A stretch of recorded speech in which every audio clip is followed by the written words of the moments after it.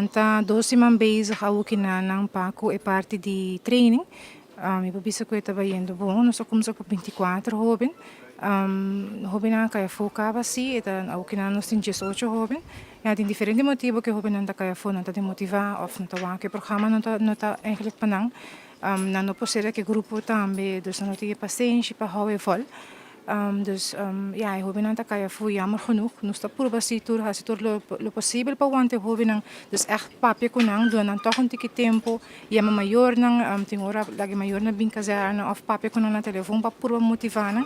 Pero ja, toch pe hobi nang nos no logra pa queda. Dus hopefully kun nos sabe kumsa com grupo novo, nang pensa mas melhor e nang toch nang join nos ainda. E parte mais importante da teamwork, porque nanta iga kinanang 24 hobi 24 diferente caráter e casar tá botinho trabalhar em grupo e eigenlijk é training também para amanhã no futuro botar vai trabalhar sempre botinho vai trabalhar em grupo com outra pessoa com diferente caráter então aqui não está assim não também como para trabalhar com outro então é por minha parte tá muito importante para ter paciência com outro sim de outro também do na gente ruimte para que não haja não caminho para cana mais street nossa barra não na pia de acero, cristal, kuting.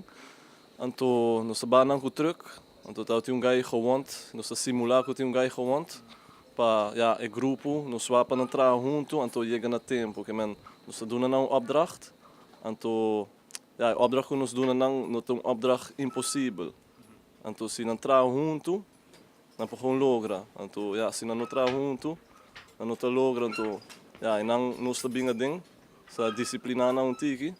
Anto ja tiki botawa nanto bai começa tra mais anto kota bai miho anto ja ao despeito 12 man cabo botari para a diferença entre grupo kemen mane SVT aqui meeting kemen mita encarregado de lichting aqui meeting mi luitenant Texeira het bezig te begeleiden het tem mais experiência comigo pero ja het nami basta ruimte para mi mes por hasimiko kemen sei te bom anto met die Mr. Jan Dijkhoff, is de hoofdinstructeur. En toen met die dos baksmeesters dan, kuta corporal dan. En toen ja, na trabalho eigenlijk daar maar staan toen dan de kedari begay dan. Kemen ja, kalke ko, inte dia met die undi dan ribegay dan. Pa ja, sino bolaga nang tiki los doen dan hopi ruimte en dan bij hasi en koilo kan to kosmiste keda disciplina kinan.